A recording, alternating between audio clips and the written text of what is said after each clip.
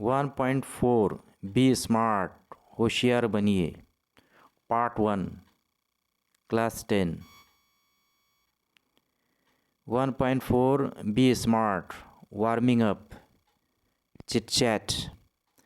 Planning your career is not an easy task. अपने career की मंसूबाबंदी करना आसान काम नहीं है। But we can reduce the distress by making a proper choice. लेकिन हम सही इंतखाब करके इस तकलीफ़ परेशानी को कम कर सकते हैं।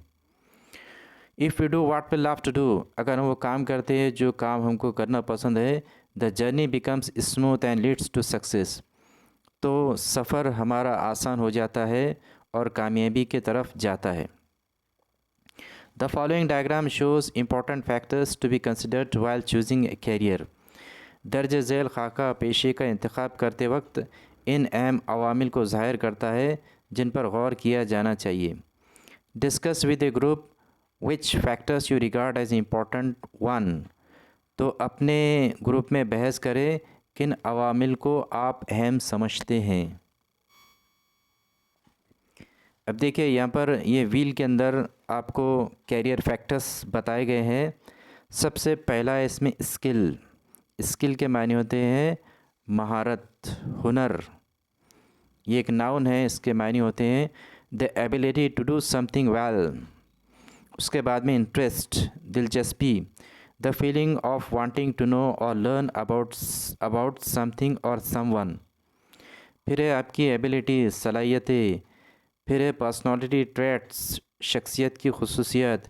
फिर है डिमांड, यानी उसका कितना उसका मुतालबा है, कितना उसका जो है मांग है। फाइनेंशियल गेंस, माली फ़वाइद। फैमिली प्रोफेशन, ख़ानदानी पेशा। फ्यूचर प्रॉस्पेक्ट्स, मुस्तकबिल के इम्कानात, मुस्तकबिल में क्या उसके डिमांड है।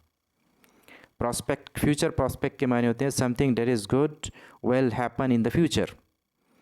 अब आगे यहाँ पर एक और चीज़ के बारे में हमको डिस्कस करना है, वो चीज़ है आपकी 21st सेंचुरी स्किल।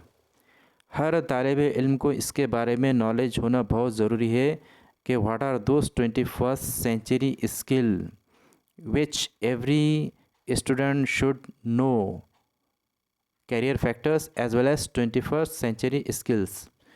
तो कुछ 21st सेंचुरी स्किल जो हमारे लिए वाकई में बहुत अहम है वो है क्रिटिकल थिंकिंग। फिर उसके बाद में है टेक्नोलॉजी या डिजिटल टेक्नोलॉजी या डिजिटल लिटरेसी, क्रिएटिविटी, एनालिसिस। ये कुछ 21st सेंचुरी स्किल है। तो इस सदी में हर तालिब इल्म को उसके बारे में जानना बहुत ज़रूरी है to meet the challenges of the 21st century, right. तो यहाँ पर इसको तूल ना देते हुए let us come to the next part number 2। यहाँ पर एक्रोस्टिक के बारे में हमको पढ़ना है। तो किसको कहा जाता है acrostic? An acrostic is a form of writing. ये एक राइटिंग का एक फॉर्म होता है where the first letter in each of the lines forms another word, जिसमें हर लाइन का आखिरी जो लफ्ज़ होता है उससे हम आखिरी जो लेटर होता है उससे हम एक नया लफ्ज़ तैयार करते हैं। मिसाल यहाँ पर दी गई है, फ्रेंड एक वर्ड लिखा हुआ है, तो अब इसमें जितने भी लेटर्स है उससे हम नए वर्ड्स तलाश करेंगे, लेकिन वो सारे के सारे जो वर्ड्स हम लिखेंगे वो सब फ्रेंड से रिलेटेड होना चाहिए। तो एफ से बना दिया गया यहाँ पर फेथफुल, आर से रिस्पेक्टेबल, आई से इंस्पायरिंग, ई से इनकरेजिंग, एन से नोबल और डी से डिपेंडेबल। तो इसी तरह से आपके किसी फैमिली मेम्बर का या आपके कोई दोस्त का या फिर किसी प्रोफेशन का आप ऐसे एक्रोस्टिक तैयार कर सकते हैं। जैसे मदर का आपने लिखे तो फिर एम से आपको लिखना पड़ेगा कोई तो भी एक वर्ड, मिसाल के तौर पर मैग्निफिशेंट या मेन। फिर मदर में और आपको नीचे देखना पड़ेगा कि कौन कौन से लेटर है। ओ से बनाइए एक, टी से बनाइए एक, एच से बनाइए, जैसे एच से आपने लिख दिया हेल्पफुल। ई से बनाइए एक, आर से बना दीजिए एक, आर से जैसे आपने लिख दिया रिस्पेक्टेबल। इस तरह से आपको एक्रोस्टिक तैयार करना पड़ते हैं। लेकिन ये एक्टिविटी के लिए आपके पास में अल्फाज का काफ़ी ज़ख़ीरा होना चाहिए। ख़ास तौर से एडजेक्टिव्स का हमको इस्तेमाल करना पड़ता है। एक्रोस्टिक की पूरी लाइन भी आप तैयार कर सकते हैं, पूरी एक पोएम भी इसमें तैयार की जा सकती है एक्रोस्टिक की। तो अल्फाज को सीखने का ये एक बहुत ही मौसर और दिलचस्प तरीका है। Now let's come to the next exercise, that is number 3. Say whether the underlined words in the following sentences are used as a noun or verb or adjective. तो ग्रामर का ये एक आपका पास आपके लिए टास्क दिया गया है। आपको अंडरलाइन करना है कि जो आपको पहचानना है एक्चुअली कि जो अंडरलाइन वर्ड्स किए गए हैं वो नाउन है, वर्ब है या एडजेक्टिव है। तो बहुत ही आसान है। नाउन तो हमको पता है किसको कहा जाता है। Nouns are the naming words. Noun is a word that is used to name any person, any place, anything, any idea, right. फिर वर्ब के बारे में हमको मालूम है कि verbs are very important words and they are generally action words, right. फिर adjective के बारे में हमको मालूम है कि they describe something about noun, they describe the quality of the noun. इसी वास्ते उनको डिस्क्राइबिंग वर्ड्स भी कहा जाता है। So let us look at it one by one. A, I walk to school every day. Walk यहाँ पर इस्तेमाल किया गया है एज ए वर्ब। दूसरा देखिए, I go for a walk every day. यहाँ पर वॉक एज ए नाउन इस्तेमाल किया गया है। उसके बाद में next, they give me a gift every day. यहाँ पर गिफ्ट एज ए नाउन इस्तेमाल किया गया है। You can gift her a story book. यहाँ पर गिफ्ट एज ए वर्ब इस्तेमाल किया गया है। Next, it was sold as a gift pack. यहाँ पर गिफ्ट एज एन एडजेक्टिव इस्तेमाल किया गया है। Next, they bought a new house on 10th street. यहाँ पर न्यू एज एन एडजेक्टिव इस्तेमाल किया गया है। The water tanks leak a lot. यहाँ पर लीक एज अ वर्ब इस्तेमाल किया गया है। The old age home houses 100 ageing and homeless people. यहाँ पर हाउसेस एज ए वर्ब इस्तेमाल किया गया है। तो यहाँ पर आपने एक बात का मार्क किए होंगे कि एक ही वर्ड को हम कभी कभी एज ए नाउन इस्तेमाल कर सकते हैं, एज ए वर्ब और एज एन एडजेक्टिव। जैसे गिफ्ट में हमने देखे हैं। तो कॉन्टेक्स्ट के हिसाब से हमको डिसाइड करना पड़ता है whether the word is used there as a noun, verb और as an adjective. Now let's come to the passage, be smart. अब इसको मैं यहाँ पर आपको पढ़ के सुनाऊँगा, साथ में इसका ट्रांसलेशन भी बताऊँगा और इसके बाद में आपके एग्ज़ाम की जो एक्टिविटी शीट आती है उसमें जो पैसेज के सवालात पूछे जाते हैं उसी हिसाब से यहाँ पर एक एक्सरसाइज भी आपकी ली जाएंगी। तो लेट्स स्टार्ट।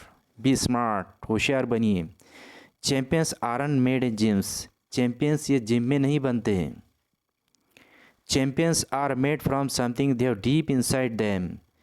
चैम्पियन इस चीज़ से बनते हैं जो इनके अंदर गहराई होती है। अ desire, a dream, a vision, एक ख्वाहिश, एक ख्वाब, एक विज़न, ये होता है उनके अंदर। They have to have the skill and will. लेकिन इसके लिए उनके अंदर हुनर और इरादा होना चाहिए। But the will must be stronger than the skill. लेकिन कुव्वत इरादी महारत से ज़्यादा मजबूत होनी चाहिए। Successful professionals thrive in the same manner. कामयाब पेशेवर अफराद इसी तरीके से तरक्की करते हैं। We all have natural talents. हम सब में कुदरती सलाहियतें मौजूद हैं। If use that talent to set our goals in life. अगर हम इस हुनर को ज़िंदगी में अपना मकसद मुतय्यन करने के लिए इस्तेमाल करें तो we can easily get success in life. तो ज़िंदगी के अंदर हम आसानी के साथ में कामयाबी को हासिल कर सकते हैं। We shall not achieve our goals if you do not take action to achieve them. हम अपने अहदाफ हासिल नहीं कर सकते अगर हम इनके हुसूल के लिए अगर कदम नहीं उठाते हैं तो। Setting goals have two valuable assist. तो अहदाफ के तयन में दो कीमती असासे हैं, a sense of originality and stepping stone to illuminate the path. असलियत का एहसास और रास्ते को रोशन करने का एक कदम। Goals put at the helm of life. अहदाफ हमको ज़िंदगी के उरूज पर रखते हैं। Pursuing them acknowledge better future situation. और इनका ताक़ुब मुस्तकबिल की बेहतर सूरत हाल को बनाता है। They help to steer course of life rather than simply drifting along and letting things happen. यानी ये वो ज़िंदगी के रास्ते पर चलने में हमारी मदद करते हैं, बजाय इसके कि सिर्फ हम बहते चले जाए और जैसा हो रहा है वैसा चीज़ों को होने दे। ऐसा नहीं होता है। अहदाफ हमको क्या करते हैं, ज़िंदगी के उरूज पर रखते हैं। सेटिंग गोल्स में अपीयर इजी, और शुरू में तो ये आसान नज़र आता है। अहदाफ सेटिंग गोल्स के आसान दिखाई देता है, इसका तयन, अहदाफ का तयन हमको आसान नज़र आता है। बट फॉर सम, लेकिन कुछ लोगों के लिए इट इज़ क्वाइट चैलेंजिंग। ये काफ़ी मुश्किल हो सकता है कुछ लोगों के लिए। Fear of failure may be avoided in the absence of any गोल। किसी भी अहदाफ की अदम मौजूदगी में नाकामी के ख्वाब से बचा जा सकता है। After all one has to decide what one wants to achieve in the end. After all, one has to decide what one wants to achieve in the end. आखिर में हम सबको ये सोचना है, फ़ैसला करना होगा कि हमको क्या हासिल करना है। To accomplish goals, यानी गोल को हासिल करने के लिए, अहदाफ को पूरा करने के लिए experts recommend a 5-step approach. माहिरीन 5 कदमी नुक्ते नज़र की तजवीज़ करते हैं। अब हमको आना है इसकी एक्टिविटी शीट पर। तो आपके लिए क्वेश्चन है यहाँ पर, देखिए, read the following passage and do the activities. Passage पढ़िए और नीचे दी गई एक्टिविटीज़ को हल कीजिए। State whether the following sentences are true और फॉल्स। नीचे दिए गए जुमले सही है गलत है आपको पहचानना है। 4 जुमले हैं और हर एक के आगे आपको लिखना है whether the sentence is true or false. So let us look it one by one. Number 1, champions are made in gyms. तो मैं आपको थोड़ा वक्फा यहाँ पर दूंगा, आप सोचिए कि जवाब इसका क्या है, फिर मैं आपको बताऊंगा। Champions are made in gyms. False. Number 2, the skill must be stronger than the will. False. Number 3, we all have natural talents. True. Number 4, to accomplish goals, experts recommend a 5-step approach. True. Now let's come to the activity number 2. Complete the following web. आपको ये web complete करना है और सवाल क्या है यहाँ पर, to be champion we should have. Champion बनने के लिए हमारे पास में क्या क्या होना चाहिए। तो सोचिए, आपको चारों इसमें एक एक वर्ड यहाँ पर लिखना है। तो पहले इसमें आप लिखेंगे डिज़ायर, दूसरे इसमें लिखेंगे आप ड्रीम, तीसरे इसमें लिखेंगे विज़न, चौथे इसमें लिखेंगे आप स्किल या well. Now let's come to the next activity. Activity number 3, write antonyms for the following words. उलट अल्फाज आपको लिखना है। आउटसाइड, पैसेज में दिया गया, इसके लिए opposite word inside. Waker, stronger. Unsuccessful, successful. Artificial, natural. Now let's come to the next activity. Do as directed. Grammar के सवालत हैं। A, experts recommend a 5-step approach. Change the voice. तो देखिए, इसमें experts ये आपका सब्जेक्ट है, recommend ये आपका वर्ब है, a 5-step approach ये आपका ऑब्जेक्ट है, तो आप जो ऑब्जेक्ट को आप पहले लेकर आ जाइए। ए 5 स्टेप अप्रोच इज़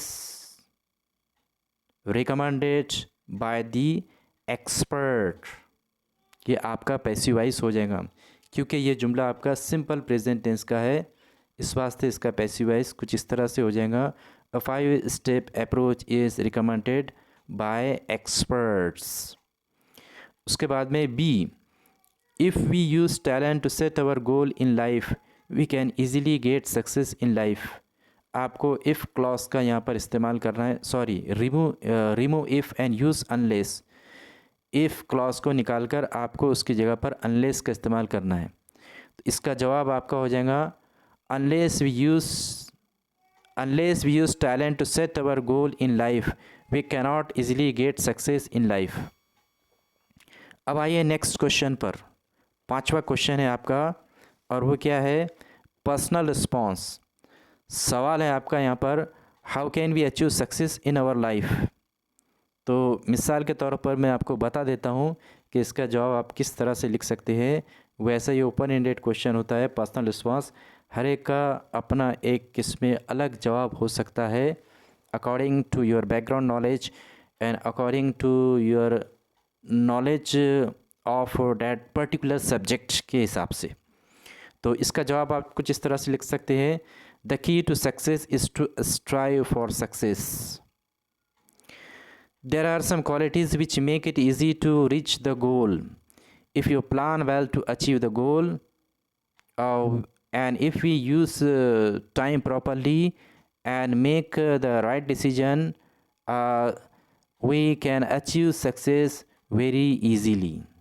तो कुछ इस तरह से आप इसके ये जुमले लिख सकते हैं। तो I hope that you may like this exercise. So please give your comments in the comments box. So that's all for this part. इसके अगले पैसेज हम दूसरे पार्ट के अंदर लेंगे और इसी तरह की एक्सरसाइज वहाँ पर सीखेंगे. So that's all for today.